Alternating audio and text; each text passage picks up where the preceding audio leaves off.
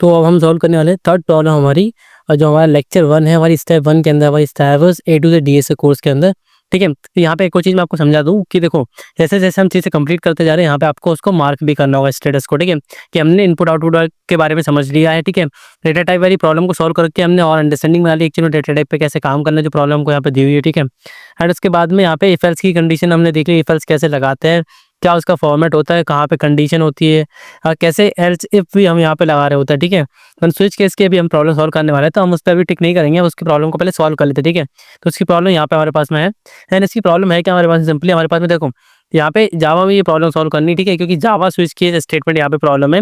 मैं आपको same syntax का यूज करके हमारे C++ में भी सॉल्व करके दिखा दूंगा यहाँ पे कि चलो कैसे ये प्रॉब्लम वर्क करती है। ठीक है, ये कैसे उनके सिंटेक्स कितने ज़्यादा सिमिलर हैं, क्या डिफरेंस है, ये भी हमको इस पर्टिकुलर प्रॉब्लम में समझ में आ जाएगा इसके कोड में। ठीक है, तो यहाँ पे हमारे पास में क्या दिया होगा, चॉइस 1 दी होगी, तो हमको क्या करना है, यहाँ पे लिखा हो देखो, चॉइस 1 मतलब होता है हमारा एरिया ऑफ सर्कल। ठीक है, एंड चॉइस 2 मतलब होता है हमारा रेक्टेंगल का एरिया। ठीक है, तो एरिया ऑफ सर्कल हमारा क्या होता है, पाई आर स्क्वायर होता है, एंड एरिया ऑफ रेक्टेंगल क्या होता है, लेंथ इंटू ब्रेड्थ होता है। ठीक है, ये हमारे पास में होता है। ठीक है, तो हमें क्या करना है, चॉइस की जो भी वैल्यू होगी, अगर 1 होगी तो हमको क्या करना है, एरिया ऑफ सर्कल कैलकुलेट करना है।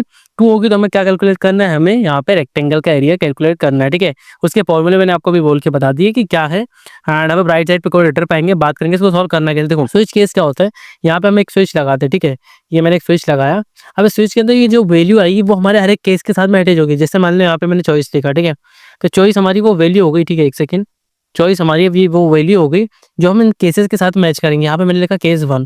ठीक है, मतलब अगर चॉइस की वैल्यू 1 होगी, ठीक है, चॉइस की वैल्यू 1 होगी, तो मैं यहाँ पे क्या करूँगा, यहाँ से मैं रिटर्न करूँगा, हमारा क्या हो जाएगा यहाँ पे मैथ डॉट पाई। ठीक है, math dot pi multiply by, हम मल्टीप्लाई करेंगे किसका, हमें क्या पता था कि हमारा जो एरिया ऑफ सर्कल क्या होता है, पाई आर स्क्वायर होता है। ठीक है, पाई का मल्टीप्लाई करेंगे आर स्क्वायर में, आर स्क्वायर मतलब क्या होगा हमारा, एरे डॉट गेट करेंगे हम 0th एलिमेंट को।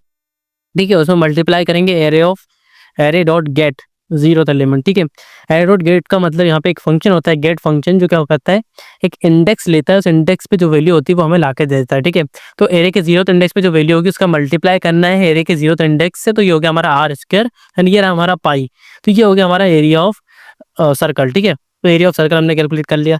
एंड हमारे पास में केस 2 क्या होगा, यहाँ पे केस 2 का मतलब क्या होगा, जब चॉइस की वैल्यू 2 होगी उस केस में हमें क्या करना है, यहाँ पे रिटर्न करना है हमारा जो एरे डॉट गेट करेंगे हम, क्या 0th एलिमेंट गेट करेंगे, उसको मल्टीप्लाई करेंगे array dot get first element का। ठीक है, मतलब पहले और दूसरे इंडेक्स पे जो वैल्यूज होंगी उनका मल्टीप्लाई करेंगे, मतलब लेंथ एंड ब्रेड्थ का मल्टीप्लाई करके उसको रिटर्न कर देंगे, हमारा एरिया ऑफ रेक्टेंगल हो जाएगा। ठीक है, उसके बाद यहाँ पे एक डिफॉल्ट कंडीशन भी होती है हमारे पास में। ठीक है, हम यहाँ पे लिखना चाहे तो लिख सकते हैं, एक सेकेंड, डिफॉल्ट। ठीक है, तो डिफॉल्ट में क्या होता है, हम जब हमारे कोई भी केस अगर मैच नहीं कर रहा होता, जो केस हमने बनाए हुए होते हैं, तो डिफॉल्ट में हम आ जाते हैं। डिफॉल्ट पे सपोज यहाँ पे मैं रिटर्न कर देता हूँ -1.0।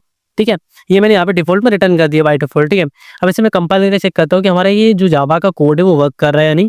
सो रेडी फॉर रिवोल्यूशन के लिए मैं आपको बता दूं कि मैथ डॉट पाई जो हमारे पास में है, मैथ हमारी एक लाइब्रेरी है हमारे जावा के अंदर, उसका एक फंक्शन है पाई, जो हमें यहाँ पे पाई की स्टैंडर्ड वैल्यू रिटर्न करता है, जिससे हमारा आउटपुट यहाँ पे सिंपल टेस्ट केस पर देख सकते हैं कि सक्सेसफुली कंप्लीट हो चुका, लाइक सक्सेसफुली रन कर चुका है। ठीक है, और मेज भी कर रहा है कंप्लीटली। अब सबमिट वाले ऑप्शन पे मैं क्लिक करूंगा एंड चेक करूंगा कि जितने भी टेस्ट केस इस क्वेश्चन पर लगे हैं हमारा कोड उनको पास कर पाता है क्या। एंड आफ्टर डेट देखो, हमारे कोड ने सारे टेस्ट केस तो पास कर लिया। अब इसके बाद हम इसी कोड को हम क्या करेंगे, C++ में सॉल्व करने वाले, सेम कोड, सब कुछ सेम चीजें रहेंगी।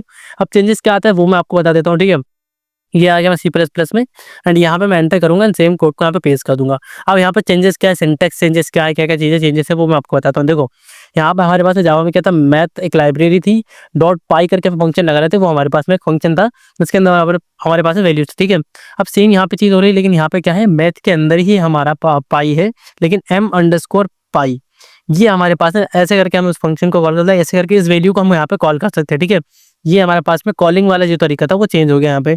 फिर उसके बाद में एरे डॉट गेट हमारे पास में नहीं होता, यहाँ पे हमारे पास में क्या होता है, इंडेक्सिंग हम फॉलो कर रहे हो, तो ये सिंटेक्स होता है हमारे एरे का, तो एरे की 0th इंडेक्स से वैल्यू ले ली। ठीक है, एरे का सेकंड यहाँ पे भी 0th इंडेक्स लेना, तो ये हमारा सिंटेक्स, यहाँ पे ये चेंजेस आ गया। ठीक है, सिंटेक्स में क्या चीजेस है वो आपने देखा अभी, सेम चेंजेस यहाँ पे मैं कर दूंगा। ठीक है, क्या करूंगा, अब यहाँ पे एरे ऑफ 1 लेना, तो ये स्क्वायर ब्रैकेट लगाऊंगा, इसमें 1 लिख दूंगा, तो ये हमारा एरे ऑफ 1 आ जाएगा। मतलब यहाँ पे गेट फंक्शन यूज करने की जरूरत नहीं है, सीधा आप यहाँ पे स्क्वायर ब्रैकेट लगा के यहाँ पे आप वैल्यूज लिख सकते हैं, ठीक है।